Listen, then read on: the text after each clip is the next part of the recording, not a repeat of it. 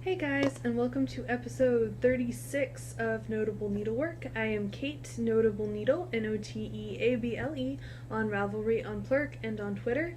It is Saturday, October 29th, which is why I'm dressed up the way I am. In about an hour, we're going to head to a friend of ours' Halloween party, and so I figured that's just enough time to record a podcast and get Will's makeup on. What little... We haven't decided exactly what he's going as. I think we decided that I'm like Vampire Kesha. That was the closest thing that we could come up with. Yeah. I don't usually do the Halloween dress up thing, so yeah. Anyways, there has been quite a bit of knitting progress this week. I will start with finished objects and try and not get it caught up. I finished the terp this morning, actually, and it just finished blocking. And I love it so much. I didn't block it as severely this way.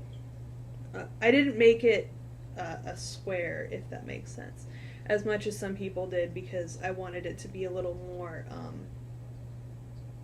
I wanted the stretch to go out to make it longer, if that makes sense.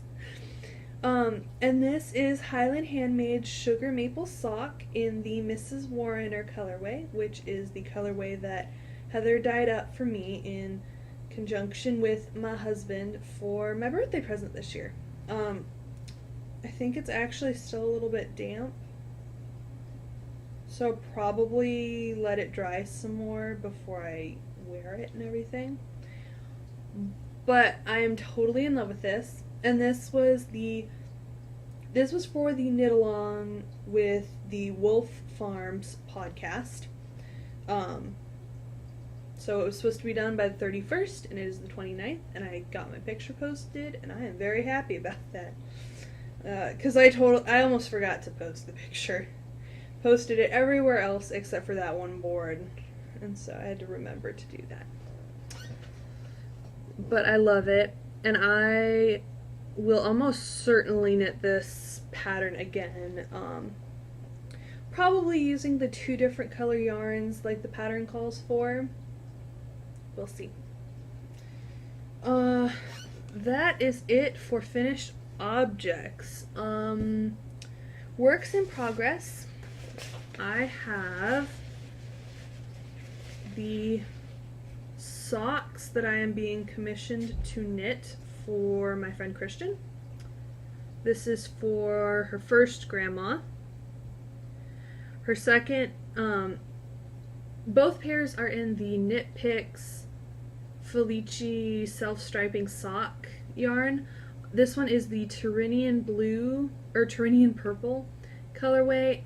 The other one is in the Coronalis. It's reds. And it'll be the same, just vanilla sock pattern in the same size, 8. I love how these are turning out. It's my first time doing them 2 at a time, and beyond the initial frustration with the cast on, they're going really well, and I really do love how this yarn is striping up. These top 3 are more purple than they're showing up on the camera, but they're pretty. And that's just been my taking along to class and mindless knitting. But the majority of my effort was spent on the terp shawl. Other works in progress is... This is the I Heart Lace shawl, and it is in my Volmiza that I won for the Plurk Podcaster Challenge. I just cast it on about an hour ago, and I haven't really even been knitting on this. I just wanted to get it started, because the lace is just on the border. It's eyelet hearts, and it's just on the border. The rest is stockinette, so it's pretty mindless from here on out. And this will be my mother's Christmas present, hence the Wollmeise. So I need to get it done before we leave here on December 14th. Yes, I will get it done before that, but I just keep reminding myself that I can't really put it off, because there's certain Christmas presents that I can work on when we are in California if I need to, namely hats and things that do not need to be blocked or do not need to be blocked with blocking wires. This shawl is not one of them. So I'm figuring out what has to be done here, what can wait. So we'll see. But that I want to get done sooner rather than later. That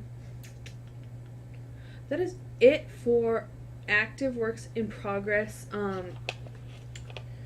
I have been picking out patterns for different things. So I have about 9 million projects in Ravelry in hibernation that I haven't started yet, but it's holding myself accountable and reminding myself which yarn that I've picked for the project, and that I am in fact going to make them. Keep reminding myself of that. Including a baby blanket for one of my friends, and it's going to be my godchild, because she's not finding out the sex of the baby. Yes, I'm still mad about that. I'm kind of planning on going along with her to one of the ultrasounds after January and bribing the ultrasound technician. But the baby shower is in December, so it would be before she'd be able to know anyway, because the baby's not due until April. So yellow baby blanket it is for the shower, and then I'm probably going to put in a little note that says, I owe you one baby sweater once you tell me what the sex of the baby is, or the baby comes, whichever comes first.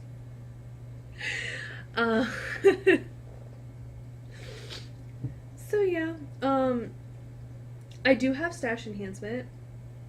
I swear to God, it's the last time I'm getting yarn until after Christmas. If I get anything else between now and Christmas, it is getting wrapped and is getting put under the tree. I think that I'm probably going to bring out stuff from stash and wrap it and put it under the tree to make myself feel better.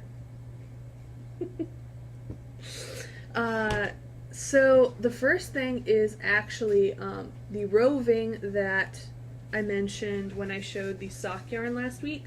This is Knit Picks Wool of the Andes roving. It is I think it's the Aurora Heather colorway, and I got 8 ounces of this. So we'll see what weight it knits up, or it spins up to, and then what I decide to make from there. But I got a whole bunch. Actually, I guess it's 200 grams, so it's less than 4 ounces, or yeah, less than 4 ounces each. It's like 7 and change. But whatever, it's still a lot. The next two are actually things that I got from my local yarn shop. And one of them I know is going to be a Christmas present. The other, I think half is going to be a Christmas present and half is going to be a hat for me. It's pretty. The first one that's going to be split in half is Madeline Tosh Vintage in the Jade colorway, and this is her worsted weight. How could I not buy that when I saw it? Seriously. I am planning on making the Twisty Goo hat out of this for myself, and then with the leftovers making the 75 yard Malabrigo mitts, I think they're called, because it's 200 yards of superwash merino. I think Lisa, who is Fiber Nymph of Fiber Nymph Dye Works and the 90% Knitting podcast, who designed the Twisty Goo hat, said that she only used about 110 yards which would leave about 90, which is more than 75. So it's so pretty. I can't wait to use this. I think I decided to record even though I have my makeup and stuff on for the party today because I want to wind this into a ball and start working on that hat.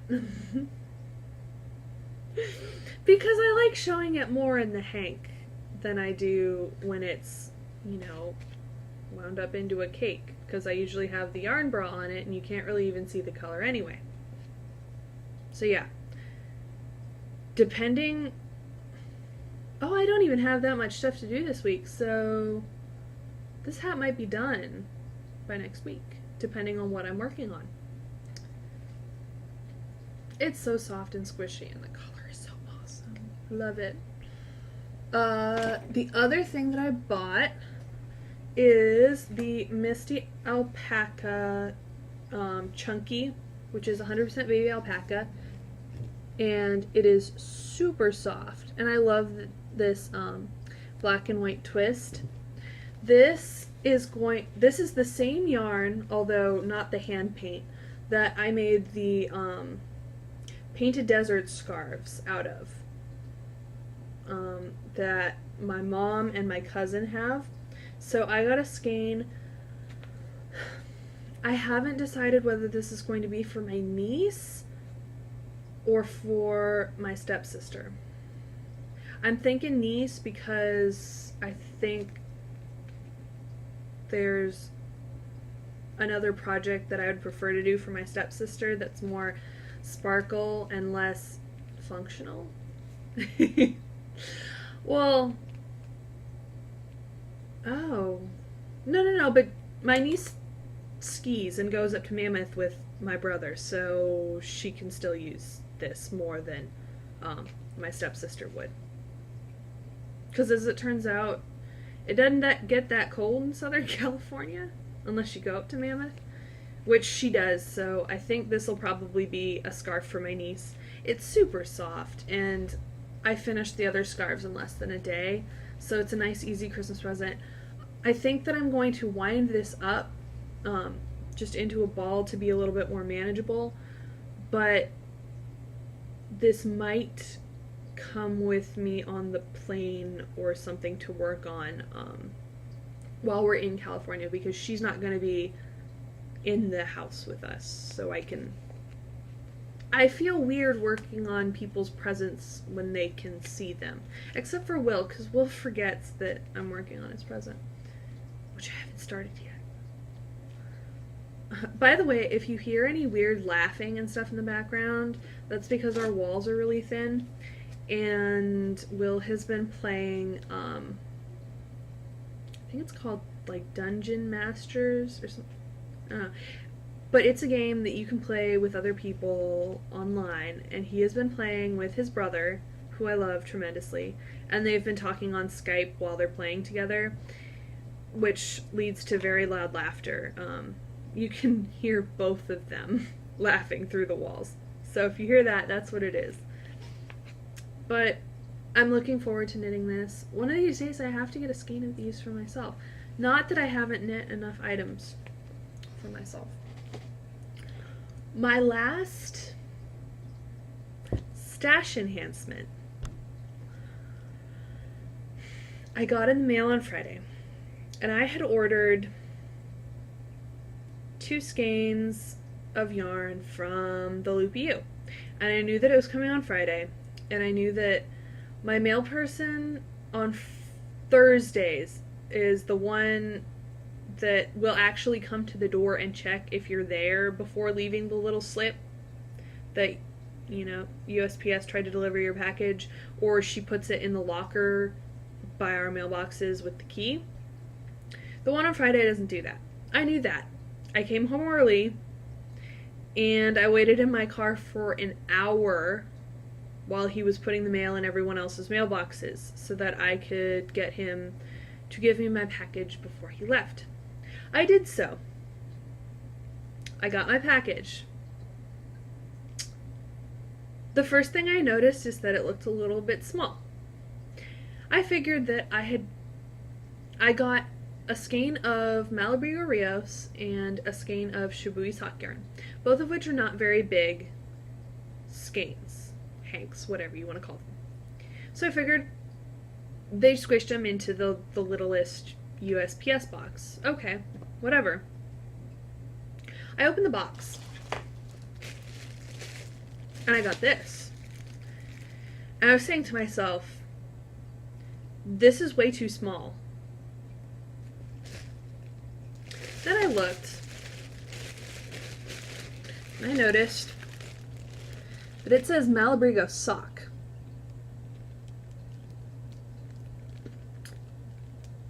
And I thought to myself, oh crap, I ordered the wrong thing.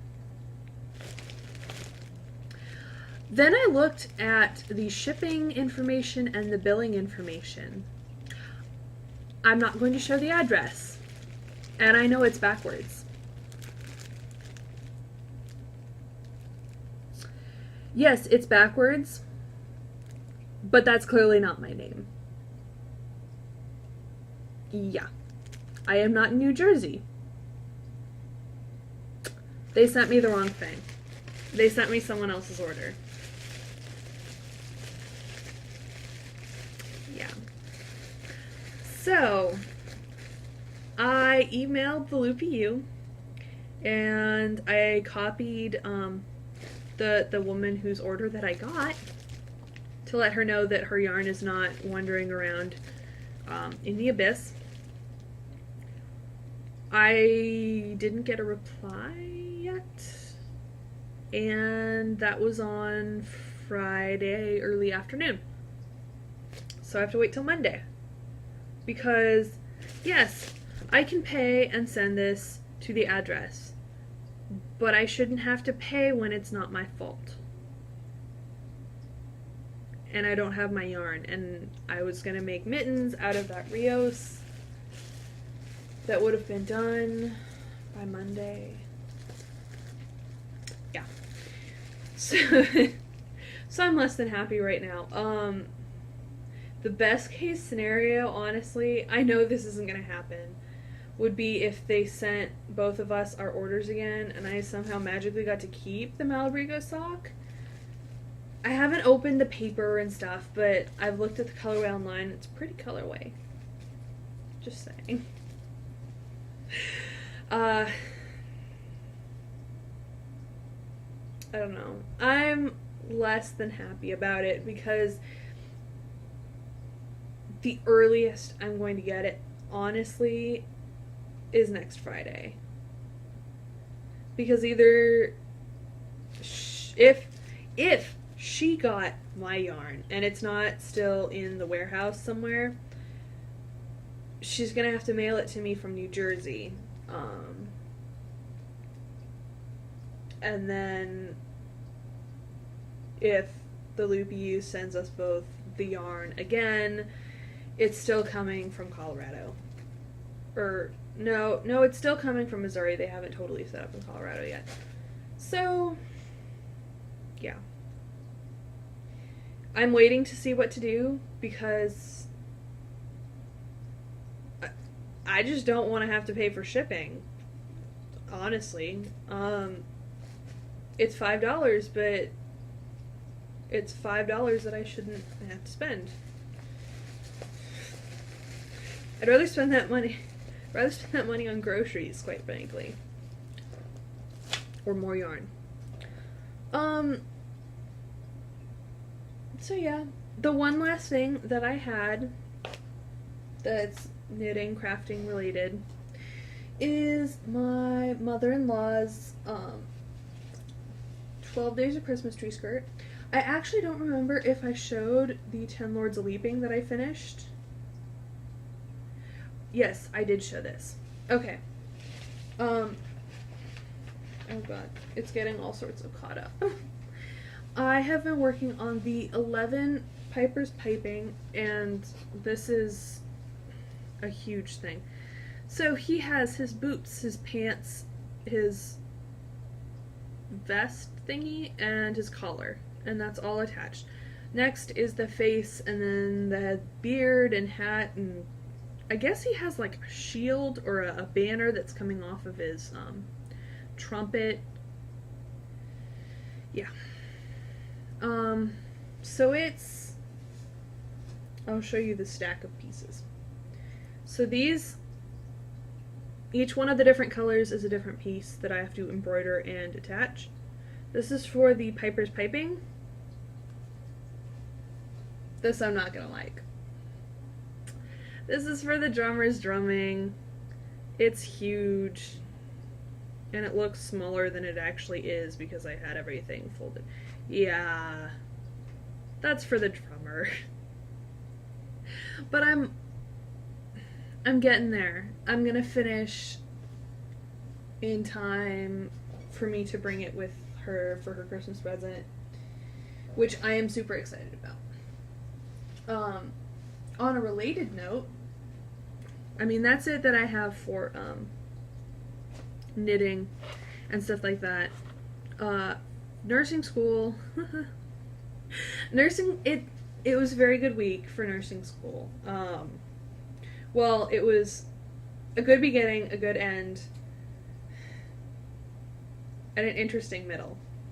So, at the beginning of this week, we had our midterm. I don't know why it's a midterm when it's 2/3 of the way through the semester, but our midterm conferences for clinicals with our clinical instructor. And we had done peer evaluations on each of the different members in our group and done the rating, the scale of 1 to 5, where 1 is the lowest, 5 is the highest, for different categories, stuff like that. Which I was nervous about because I don't actually know why I was nervous. I just was, because that's how I respond to new situations, evidently. But I went in and we went over the self-evaluation that I had turned into her before, her evaluation of me, and the peer evaluation. And I am not going to start crying. I'm not. She was so kind, and the things that she said, just that I am doing spectacularly, that I should just keep doing what I'm doing. There's not anything that I have to change or work on, just continue progressing the way that I am, which I'm thrilled about. We had talked briefly about further education before, during the previous clinical week, and so we got to talking about that and the difference between getting my nurse practitioners, getting my PhD, and what I could do with each of those, which one would be better for me, stuff to think about. And I asked her for her opinion on, which one, because as she has said, and other people have said, she is able to see the potential and the strengths of her students extraordinarily well. She's a brilliant professor. That's really the only way to put it. She's absolutely brilliant and one of the best teachers that I think I've ever had. And I asked her opinion. Again, not going to start crying. And she said, whatever you do, you will be brilliant. And I see nothing but great things coming from you. I did not start crying in her office. I almost did, but I did not start crying in her office. Because it's one thing to hear something like that from my husband, from my family. It's quite another to hear it from someone that I respect so much, who has had so much experience in the field, and has taught so many students. And she just made me promise her that I would not stop at my bachelor's, and that's a promise I can definitely keep.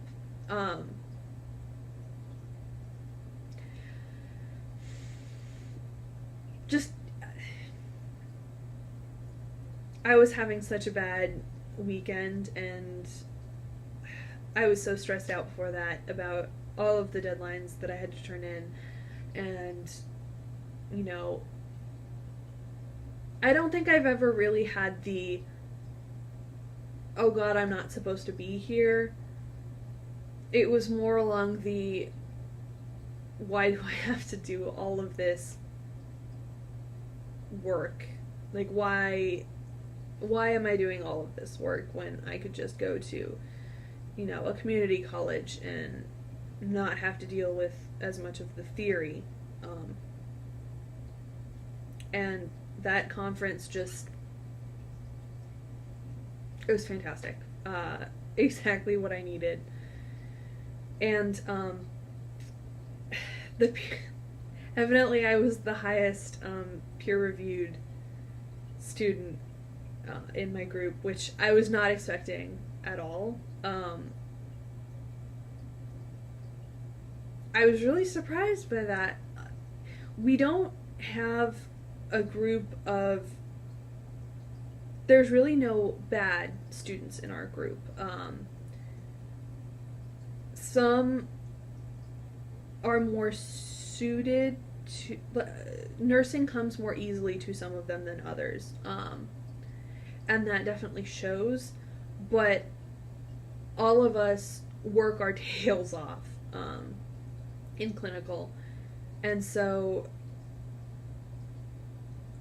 I was definitely expecting someone else to be the most highly rated, but I'm fine with that. I had someone ask me the other day, it wasn't anyone in my nursing program, it was I think it was my grandmother actually, and she asked me if I ever felt, I guess, separated from everyone else in my nursing school because I have had much different experiences and that I have learned much of this before, and so it looks like it comes a lot easier to me than most people, and maybe it does, but she asked if that ever made me feel,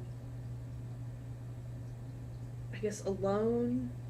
I forget exactly what she said, but I think that at this point most of the other students in my nursing program know that if you ask me for help, I will do everything in my power to help you learn. I really do love teaching, one-on-one teaching, not so much full groups, but I don't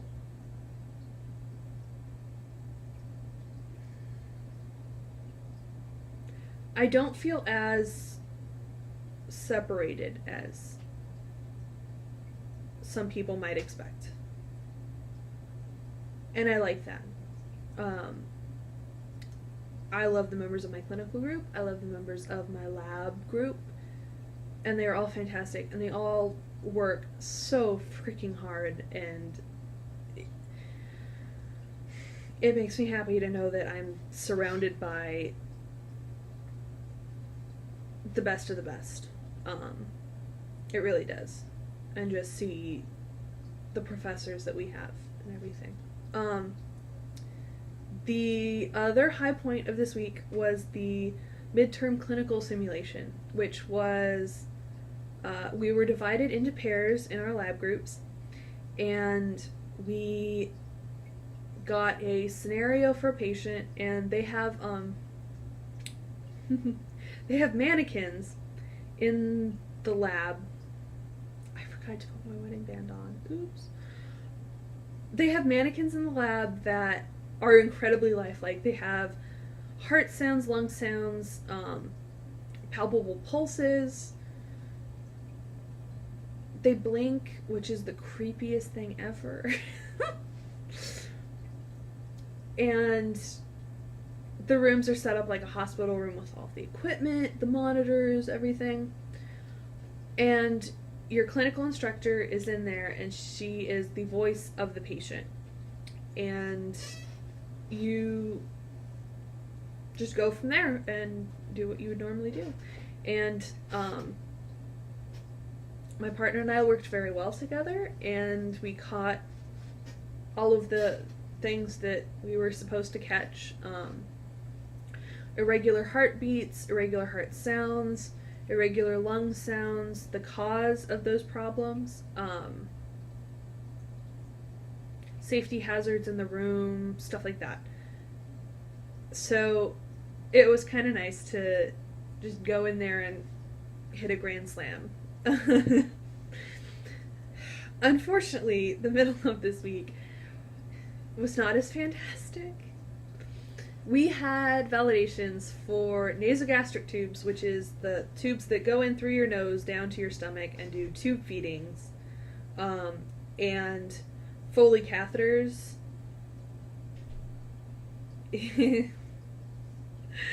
So the NG validation went fine.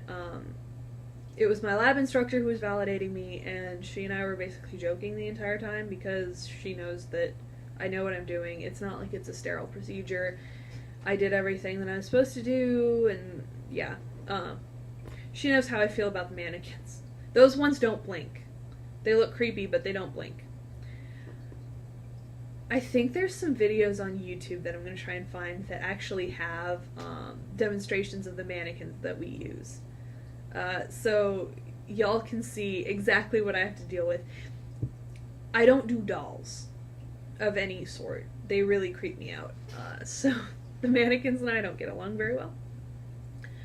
So NG went just fine. I went over to the other station to do my Foley catheter, and you drew whether you had a male or a female to do your validation on. I drew a male.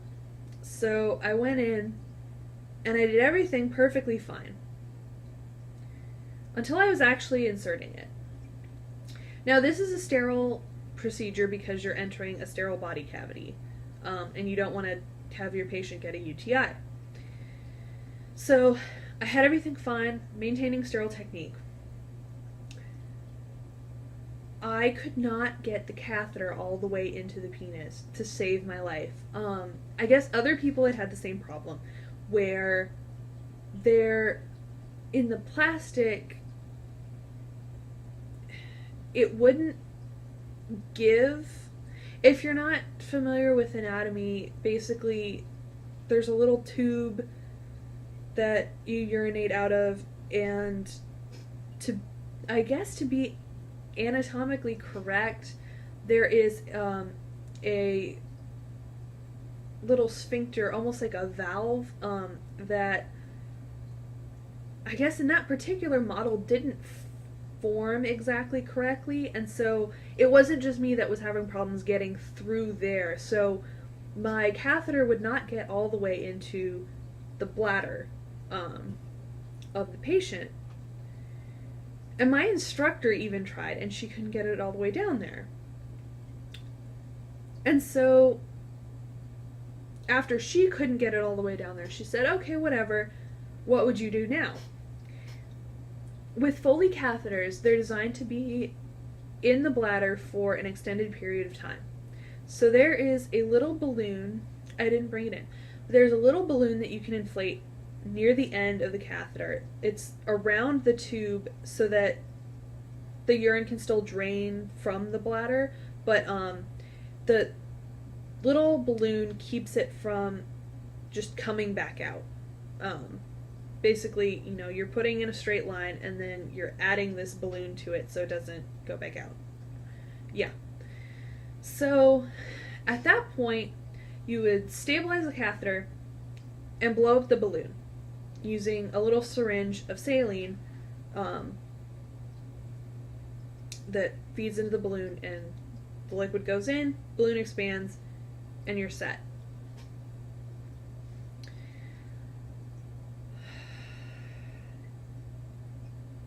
Because the catheter was not all the way in the bladder, I knew that the balloon was not going to inflate because the plastic is too rigid if you're in the actual penis. Like, it doesn't have enough room for the balloon to inflate. And so I told my instructor I would inflate the balloon, but since it's not in there, the balloon's not going to inflate all the way. She says, it's okay, just show me how you would inflate it. I actually said the phrase, okay, but I'm not going to push too hard because I don't want my catheter to explode.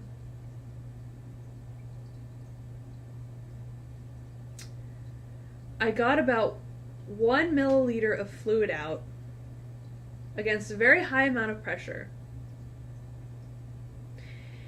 And then the syringe came out of the catheter,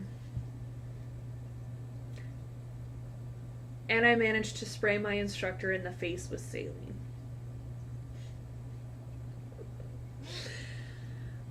At that point, I was so flustered because of any of my instructors to hit in the face with saline, that particular instructor is not the one that I would have picked.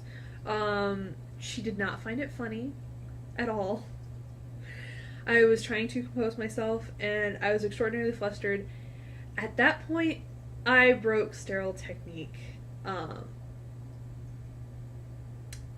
which made me not pass my validation. If I had noticed that I had broken sterile technique and said something, I would have passed. I did not because I was so flustered.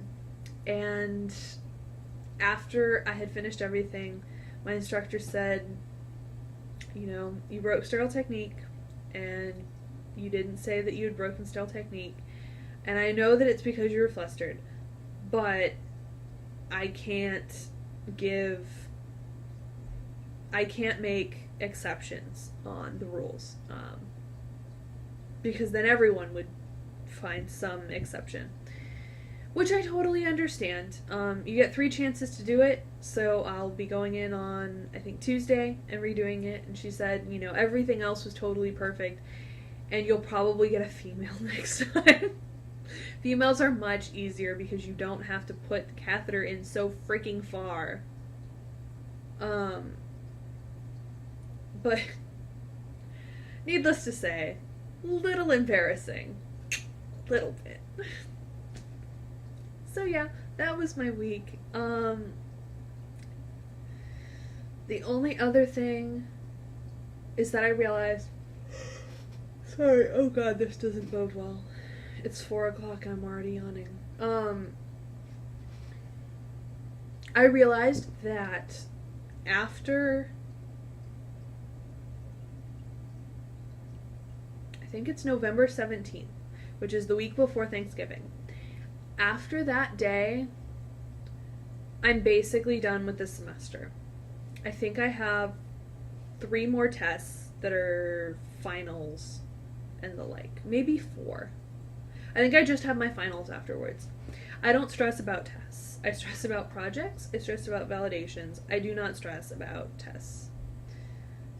So after I am done with my physical assessment validation, which should be the 17th or the 18th of November, I'm basically done. For sure before Thanksgiving break, I will be essentially done with this semester. I could not be happier about that. Granted, that means that I have 3 more weeks of doing all sorts of craziness, trying to get everything done.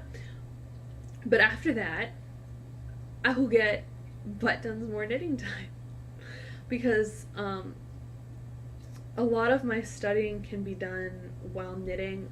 There's a lot of videos that we have for the things that we've covered. There's a lot of online tutorial things that don't really need my hands, like typing up projects would. So I'm very excited about that. And at that point, because we will no longer have some of our class meeting times, I will be able to go to my knitting group again. And I am so excited about that. There's a chance that I might be able to go all next semester. I'm really hoping that that's the case. It'll depend a lot on my clinical times, which I won't know until the beginning of the semester, but I'm crossing my fingers because that would make me so happy. But yeah, that is just about everything. We've been watching a lot of bad horror movies because it's Halloween and that's what we do. And that's about it. I hope that y'all have a safe and happy Halloween. If you have little kids, especially, I would love to see your Halloween costumes. If we get photos from tonight, I will start a thread in the Ravelry group for your Halloween photos because I saw my godson's. Oh dear lord, he is adorable. He's a dragon. We're the Blazers, like Blaze, Dragon, Fire. Yeah, he was a dragon. He is so cute. So that photo will definitely be posted, and you should post yours. Or if you don't dress up for Halloween, go search online for like the best Halloween costume that you can find and post that. Speaking of which, there is a Ravelry group. You should join it. I am Notable Needle, Noteable, on Ravelry, on Plurk, and on Twitter. The show notes, if you're watching this on iTunes, are at notableneedlework.blogspot.com. If you are watching this on iTunes, please leave a star rating or a review, and this is not just for me, but for any podcasters that you watch. And that's about it. See ya.